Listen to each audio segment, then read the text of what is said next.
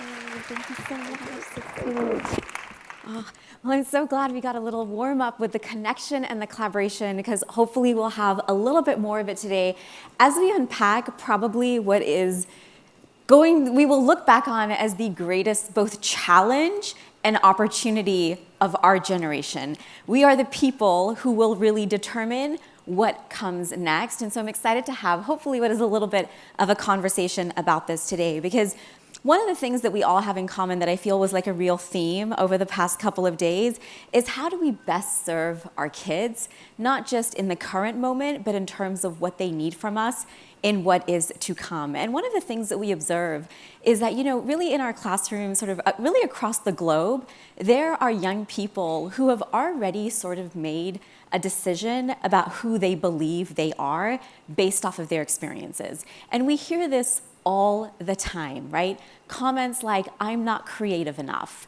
Comments like, I'm not smart enough. And I think one of the ones that I think many people must struggle with today is, well, do I even belong here? And one of the hardest parts about these thoughts and these feelings when you're younger is they don't just stay with you when you're little. They follow you throughout your lifetime into your first job, into your relationships, into your careers as you navigate uncertainty and ambiguity. And one of the hardest parts about this then is that we become one of two types of people. And I'm sure you've heard this before, the fixed mindset and the growth mindset. So if we were to take the example of, let's just say, being an educator or being in education and having to navigate AI, I'm sure many of you have met or perhaps even fall into one of these two categories. There are people with a fixed mindset who believe things like, I hear it all the time, when can I retire? I'm never gonna be able to navigate this. I'm never gonna be able to learn this. The kids just know so much more than I do. I can't even go there right now. It's just too much. And then we have people who have a little bit of a growth mindset, which I imagine is everybody sitting here today, which is why we are here, is to learn, to grow, we're curious. Growth mindset people are those who are, okay, I have no clue about what this is. Maybe I know a little bit, I've read a little bit, I've tried, I've played. Yes, the kids might be playing and have been engaged in this more than I do, but I'm excited to learn and see what's possible for me. And one of the biggest differences between these two groups of people is one of them believes they have some ability to control and design what comes next. These people have what we call agency. They don't believe the world is happening to them. They believe the world is happening for them. And even though they feel a little bit uncomfortable in the midst, they feel as if they can do something about it. In fact, they believe they can do something about it. Now, for people like us, who are these growth mindset people, AI presents a tremendous opportunity. Because one of the challenges with being growth mindset is that we are limited by the number of hours in a day, by the resources that we have access to, and just the inability to be able to execute on all the different ideas it is that we have. And we call this opportunity having an AI mindset. You see, people with an AI mindset know that I don't know that I don't have all the answers. I might not even have all the resources. I definitely don't have the time, but I don't need to. I just have to be able to have the dream, to identify the challenge or the problem, and then there are AI tools and people who I can bring together to see what new things I can now do. And that's the opportunity that I want us to talk about today. What does it mean to live in today's world when you are a person with an AI mindset? Because a person with an AI mindset has the one thing that is completely irreplaceable, and that is they have high levels of agency. They believe deeply that with the technology and people around them, they can make an impact and create the life they want to have. And we call this turning AI tools into AI teammates. These people don't simply see AI as just another technology. They recognize that while this idea is deeply uncomfortable, that we now live in a world of digital somethings. We won't call them people, but digital somethings. And they recognize, okay, I can be afraid of this little new species, or I can put them to work for me, and I can be the one in control of what comes next. Now, for all of us in this room, and for many of your colleagues that you interact with who may frustrate you on a regular basis when the different ideas, none of us grew up in a world where we had to deal with this other little species over here. Many before us grew up in what we call like the age of compliance, right? Where the goal was to follow the rules. That was how so much of what we have today was established. With the emergence of new technologies along the way, we slowly moved into sort of like this age of competence, right? Now, can I gather research? Do I have the facts? Do I know how to master and memorize information to be able to apply it to what it is I have? And the things that worked really well in helping people become successful during this time have changed. And a big part of what I think helps in this conversation is being able to name those things. And so I want you to take about a minute at your table and name one skill that helped you become successful while growing up during that time. As you think about your education, your work, your career, all these different things, what is one thing you feel made you really successful growing up? So let's go, 1 minute. And I wish we could hear what the different ones were, but at your tables, I want you to hold on to what some of those things were that you said as we connect them a little bit later, because the challenge today for so many is understanding that it's not that all the things that made us successful today are now out the window. It's that there is a new criteria that has also emerged to complement some of the things that made us successful. And we are now starting to see tremendous amounts of data that point in this direction. 3 years ago, when this first began, or ChatGPT first kind of entered the scene, it wasn't as obvious, perhaps, what the impact was going to be. But if there's one thing that 2025 confirmed for us, it's that entry-level jobs are majorly at risk, which means that our young people who we prepare for college and career are vulnerable to the new markets that are emerging unless we collectively decide to redesign their experiences. And one of the challenges we have right now is sort of alignment around what that means. One of my favorite reports came out in, I think, 2023, and I doubt this has changed much, that when you look at education, and those numbers are not a coincidence, they're not a mistake, 66% of people still are talking about cheating, AI detectors. That is the focus of the conversation. Whereas when you go to workplaces, if they're like, if you don't have these AI skills, we don't even want to hire you. It's unacceptable. And what workplaces often consider AI skills, schools consider cheating. So we have a lot of misalignment around this idea of what is going to help people become successful. One of my favorite workforce examples, one of the things we look for often is who is sharing what they're doing really, really, really clearly. Not just hypothetically, yeah, we deployed AI, or we did this, or we did that. Like, no, I want to see exactly what you're sharing inside your company. And one of the companies who do this really, really, really well is Zapier. And this is Zapier's evaluation chart for their new hires. Okay, they do an assessment across the board for all their employees. But the number one thing that I want you to look at and take back to your colleagues and anybody else who's like not a believer is that for Zapier and pretty much every other company out there, people who not only resist AI but are also skeptical of its value in the workplace are deemed unacceptable. So if you're in a school that's doing AI detectors, AI bans, wants to watch and go back to blue books, you are sending your kids with a skill set into a world that thinks that that is unacceptable. Doesn't mean the skills people are trying to teach don't matter, but it means we need to redesign them. And this is a story that I'm particularly passionate about because I lived it after I graduated. So I graduated in 2007 as a first-year high school history teacher. And just a few months later, some of you might remember, there came a recession. So with my first job also came my first layoff notice. And that would sort of be the story of my career for the next couple of years. And it wasn't until I truly finally settled into a position that I looked back and I was like, how in the world did that happen to me, and why did nobody put this on my radar, right? I checked all the boxes. I went to school, I got good grades, I did my bachelor's, I did my master's with my credential. I did a great job in my first year, I got great evaluations, yet at the end of that year, I was just another number on a list.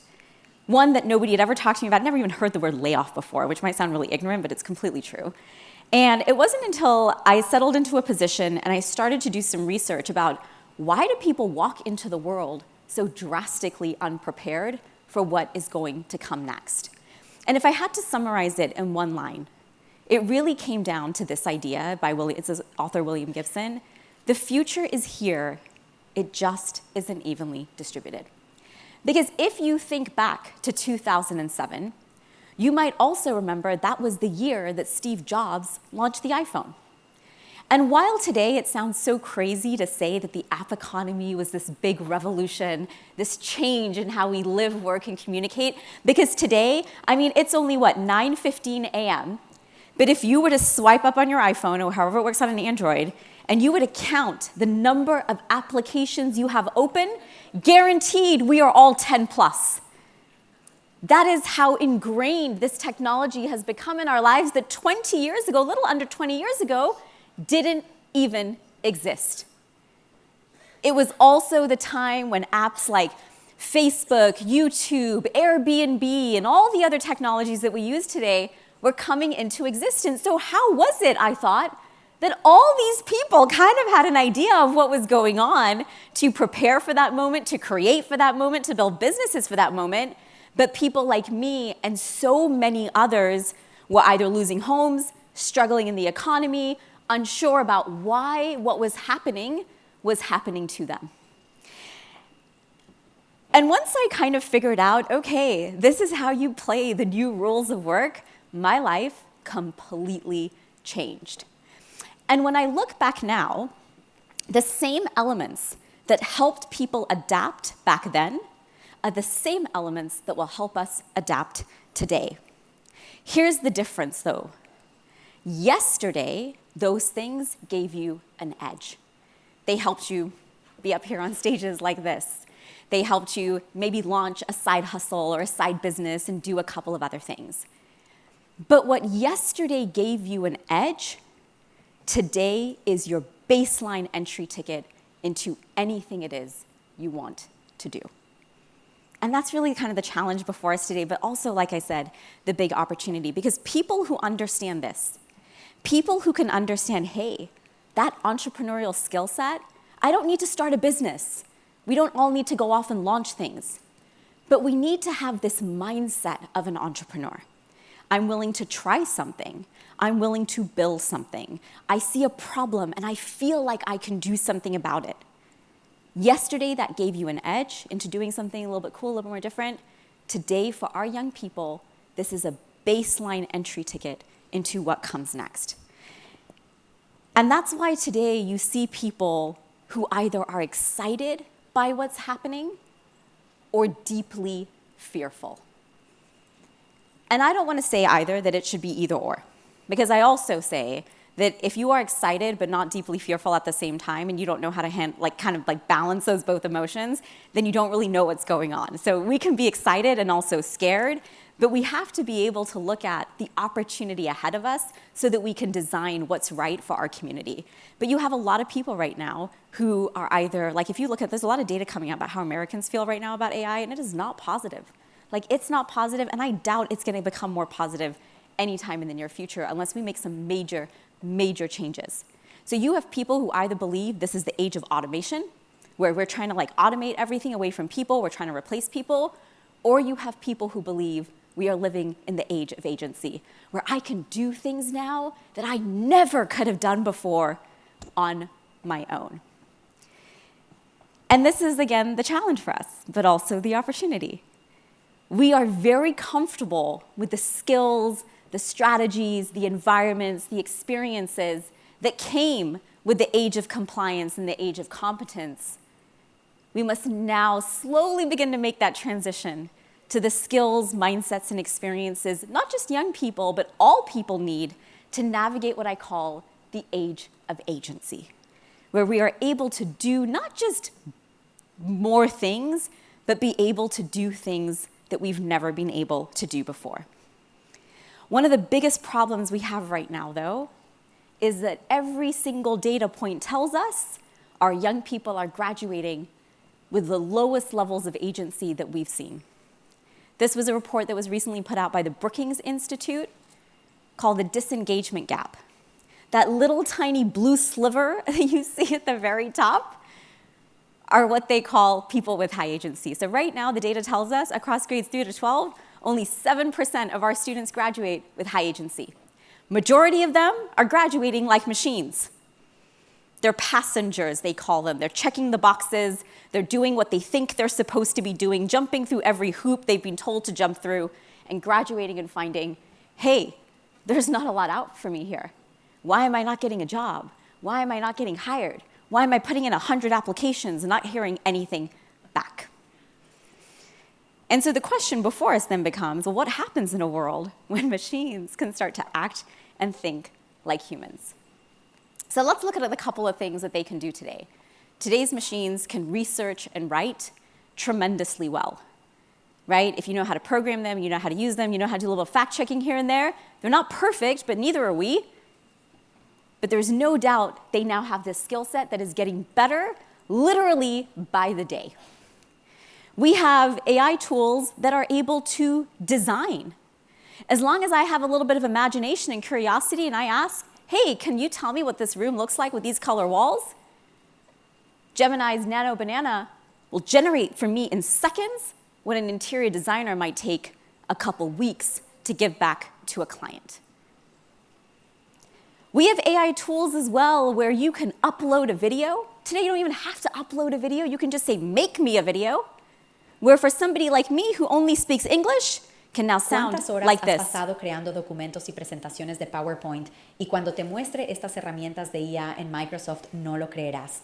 Aquí hay un documento de Word simple que ahora vamos a convertir en una presentación de PowerPoint. Voy a pedirle...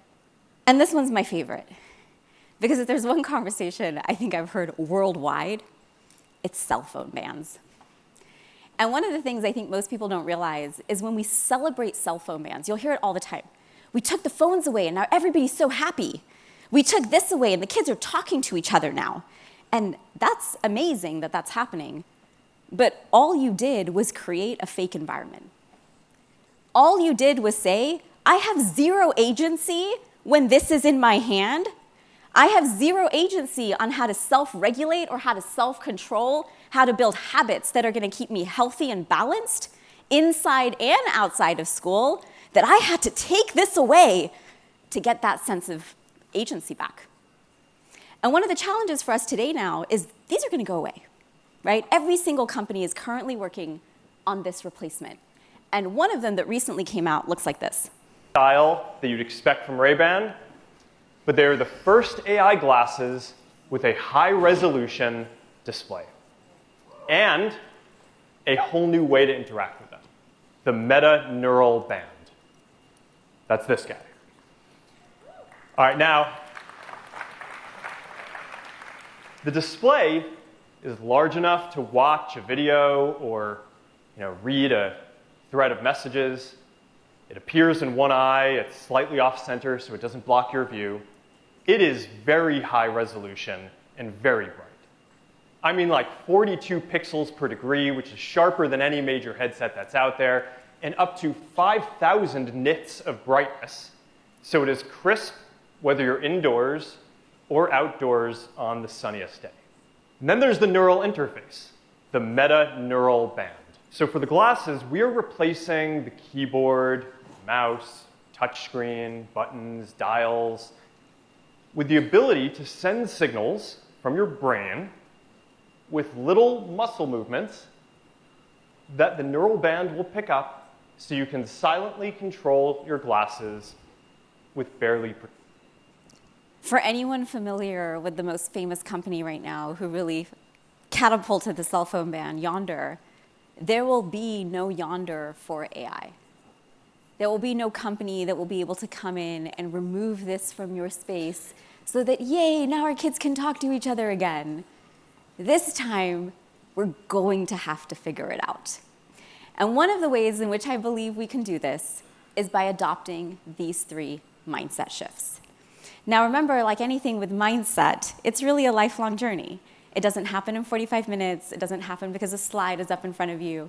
But it gives us some context and perspective to be able to reframe how we think about things so we can identify what to focus on. So I'm going to go through these 3 today because we started very big picture. Now we're going to bring it back to, okay, fine, I get it. We got to redefine success. What can I do today? Or, next week when I go back, what can I share with my colleagues? So this hopefully is the next part that I would love for you to be able to take it back, share, and start having conversations, because I'll tell you the one observation I've had. For majority of people, AI equals magic school, AI equals brisk, AI equals whatever education platform they're using. And it is so important for people to understand, yes, this is one version of what's helping me right now, but I need to start thinking about where this technology is going in the next 2 to 5 years. So we'll start with the first one. AI is not a tool, it is a teammate. And we'll talk about what helps people successful in adopting that mindset. Number 2, AI is not a shortcut, it is a skill set. And if you understand the first 2, you recognize AI cannot be about rules, do's and don'ts. It must be about values that we align on and can talk about. So let's do the first one. What helps us make the transition from AI is not a tool, it's a teammate? It comes down to understanding your identity. Who are you? What makes you unique? And what are the strengths you bring to the table? My favorite way of doing this is by having people sit around a table and tell each other, this is why my district, my organization is lucky to have me. 1, 2, 3. Go, I want you to do it right now. Why is your district or organization lucky to have you? What are the top 3 things you bring to the table? Or even if you just have 1 each to share, let's just do 1 each, just for time's sake. Let's do 1 each and say, this is why my organization is really lucky to have me.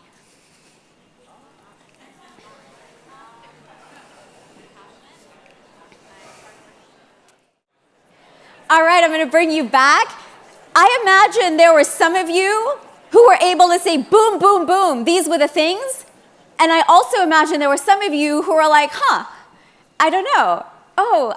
Maybe, or like, and it took you a moment to think. We need to get rid of this. Every single person should be able to, with confidence and clear articulation, say, this is what makes me unique. Not just so they can say it to other people, but so they can say it internally to themselves.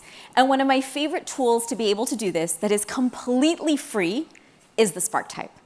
And what I love about the Spark type, it's not just like a personality test of like, who are you and whatnot. It's what energizes you.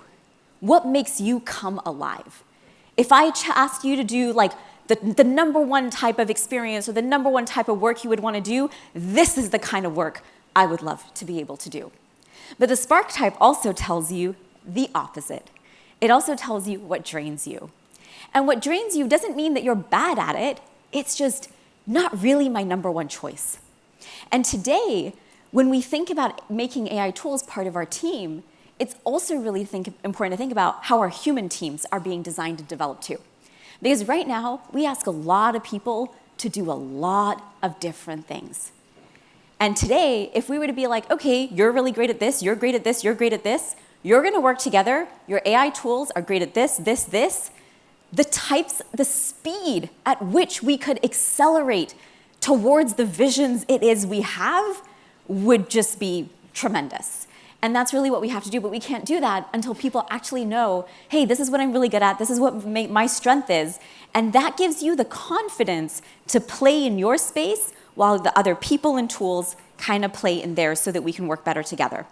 One of my favorite representations of this comes from the Microsoft Work Trend Index. And every single year, Microsoft put out a report called the Work Trend Index. And it's one of those where, like, if you look back on the past couple of years, you're like, damn, if we had just focused on these things they told us, we would have kind of kept, like, step in step. So every year, they kind of say, what is the one thing as an organization you should double down on? And this year, they said the one thing was beginning to think about making the transition through these phases. And they said that when it comes to AI and it comes to workplaces, right now, majority of us are in phase 1. Right? All of us are really kind of using AI like an assistant. Oh, help me write this email. Oh, help me do this. I don't think there's any one of us that doesn't have a gazillion conversations on our side panel between multiple different AI applications. And that's great. We've had that practice. We've had that experience. The challenge for us now, or the opportunity, is to begin making a transition from what Microsoft called phase 1 to phase 2. In phase 1, we're kind of like having this experience. In phase 2, we start to say, okay, I'm going to formalize this a little bit. It's been amazing at helping me write email. It's been amazing at going through contracts and board policy docs. It's been amazing at helping me design more experiential project-based learning. You know what? I think I want to hire you. I want to give you a permanent place on my team. I want to train you more in my vision. Maybe I've got a profile. Maybe I've got, certain type of pedagogical strategies that I like to use, certain things I don't like to use, say, or do. I'm going to train you on these things so that tomorrow when I need something for standard 1 point whatever, or this chapter, or this topic, I can just come over here and tell you, hey, we need to create something for this. And because you are trained in my knowledge, my vision, all of our districts, kind of policies and procedures, you're able to whip out something just like this. And then I might go over to another teammate. Okay, amazing. We got this lesson. Now we need to maybe develop a rubric. But again, you're trained in the best practices for my rubrics. What I like, what I don't like, and boom, you're able to do that for me as well. And this is what it means to begin making that transition. So we're not having to prompt so long.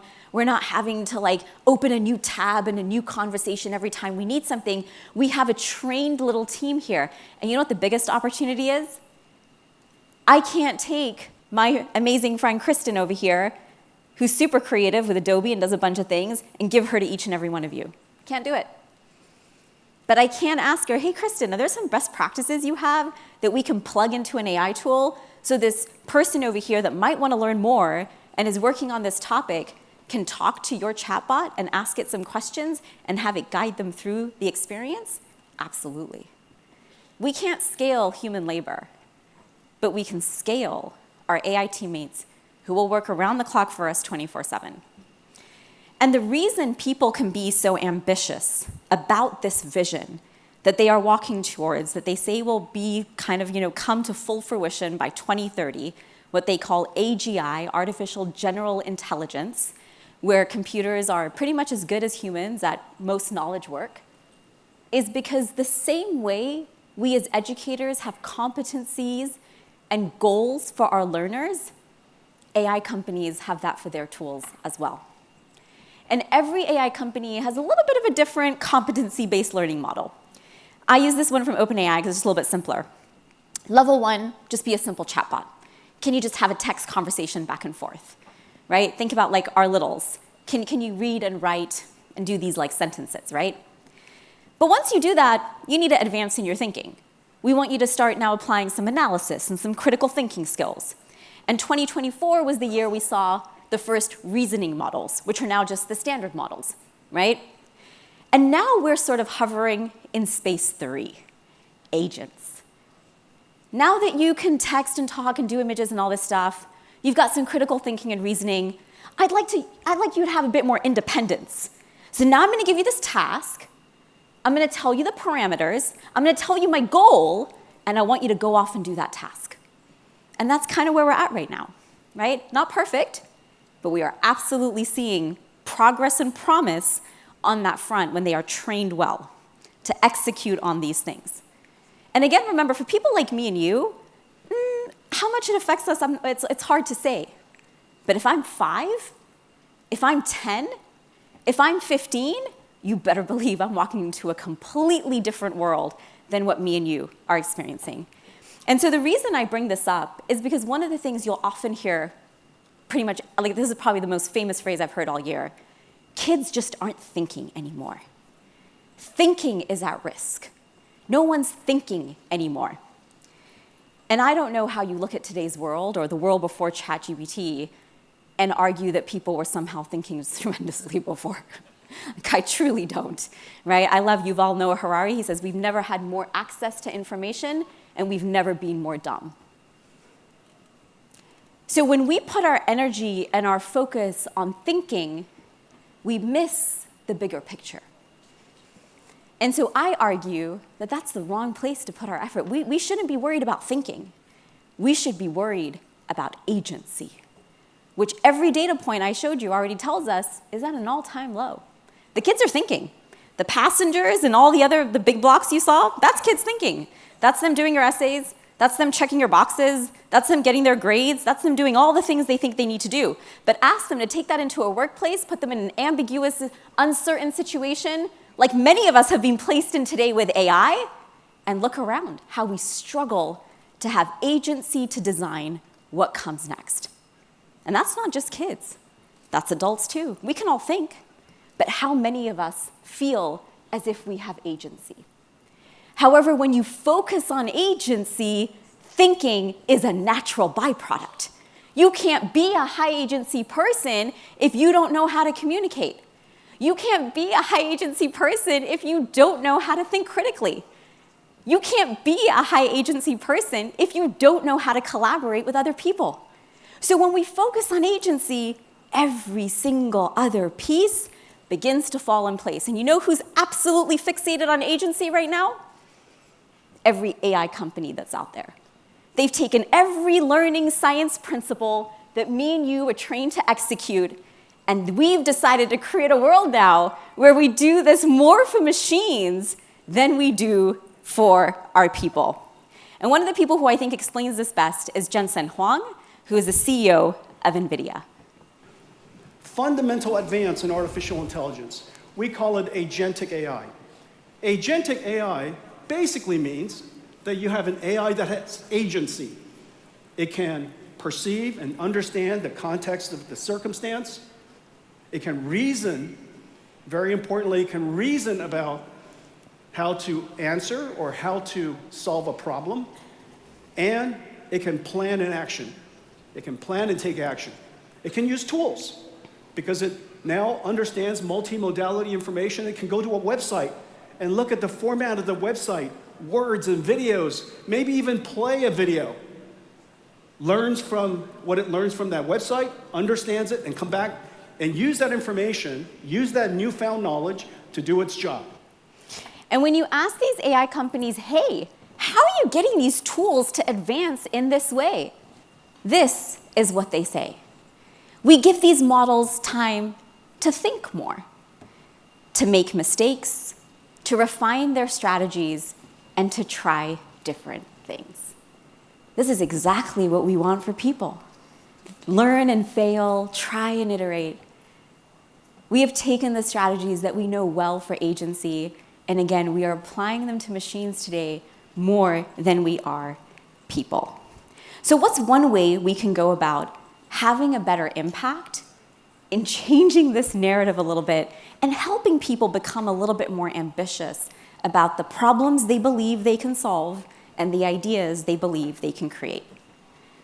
I want to share with you my Spark prompting framework that I believe helps with this. And Spark is basically nothing more than an empathy interview structured up a little bit.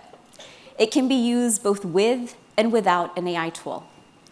But it takes a person who's maybe frustrated. So if you have that colleague that's like, I want to ban AI, I want to go back to my blue books, or I just don't know what to do with this technology. I'm excited, but I just don't know how to be more ambitious or do what our kids need. Okay, great. Tell me a little about your situation. What do you do? What do you teach? Tell me a little bit. 411, we're not writing essays, just little sentences. Tell me about a problem that you're struggling with right now. Tell me your aspiration. If everything went really well, what would that look like for you? Tell me specifically what would be happening in your classroom. Tell me a result that if you saw this happening would make you believe, wow, my vision's coming true and my problems are being solved. And as people, we just do the first 4. Our job is to frame the problem, the things that your AI tool cannot see and does not know. They come from both things you observe that happen silently and things that you hear out loud and connections you make between different spaces. And it looks sometimes something like this. This is a 5th grade example from my friend Tara Mingini. She's situation, I teach 5th grade at Knox, It's a school where students are curious, capable, and they like thinking differently. The problem, though, is that our kids just don't enjoy school very much. They are disconnected, and they just want more of a challenge. My aspiration is to ignite their agency, give them a chance to lead and solve problems. And the result, I'd love to use some AI and design thinking to help them tell me what they want school to look like. All right, AI, give me 3 to 4 ways in which we're gonna make this happen, because I don't know how I'm gonna make it happen, but you can help me. You take that, copy, paste it, put it into Gemini, which is one of my #1 tools to recommend, and all of a sudden, just like that, things that most people would tell you are impossible to do, your AI tool begins spitting out a ton of different ideas. But again, this is where it comes back on you. Now, you have to come in and be able to say, okay, I like this, I don't like this. Okay, but by the way, I've only got 3 50-minute periods. How are we gonna make this work? I have a couple English language learners. I need to modify these directions. And you have to learn to ask and ask and ask and ask until you get and refine what you need so that you can do the human work of execution. We call this concept prompting the human before the machine. We cannot throw everyone onto AI tools and get them to just be like, give me a lesson plan, give me a rubric, give me this.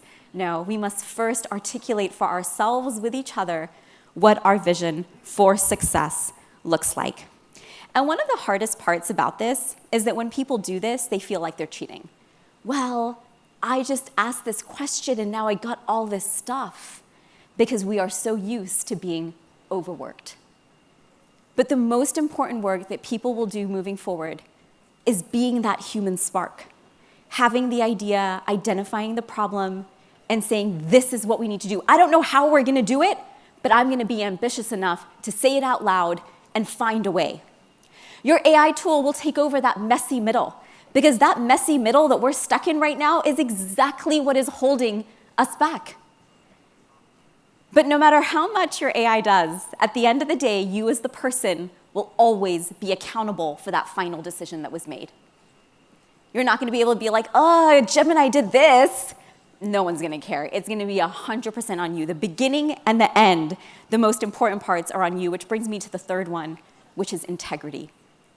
One of perhaps the saddest things I've noticed in the past 1 year in particular is we define integrity normally through academics.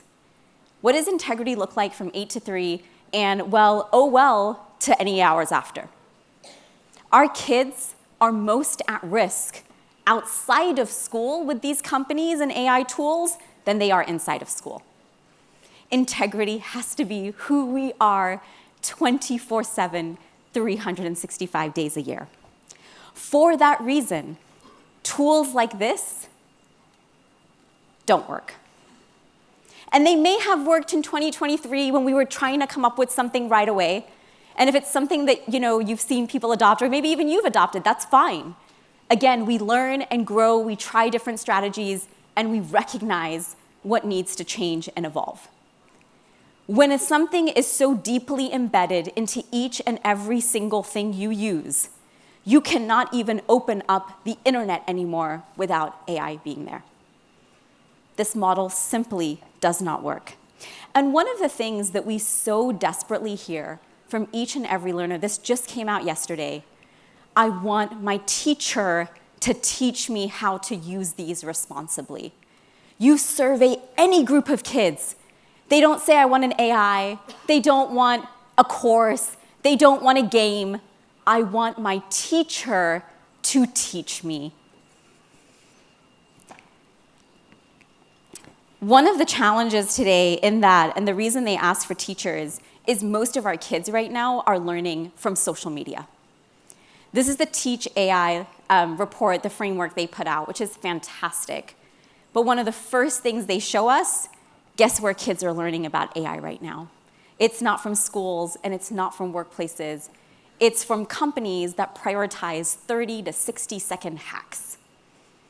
And that's why when they come in, they don't have the best habits, because we didn't take ownership over that learning and we let the World Wide Web and those social media platforms take over. So what do we do to flip this script? It's not easy. It's not easy at all. The more traditional your environment, I'll be honest, the harder it is to make this transition. But it doesn't mean it can't be done. So what we believe is we should adopt a decision-making framework. I share this one with you, but we recommend people creating their own to personalize it to their organization, where we just ingrain in kids 4 questions. How will using AI affect my well-being and those around me? Am I using AI with integrity in a way that's honest and fair? And let me tell you, if we had a little bit more time and I put a scenario in front of you right now, all of you would have a different definition of honest and fair. What skills might I be learning and what skills might I be losing? And is engaging with AI helping me or hurting me? Developing this self-awareness has never been more important. At the start of this year, the COO of LinkedIn said, in 2025, every single person must be able to answer this interview question.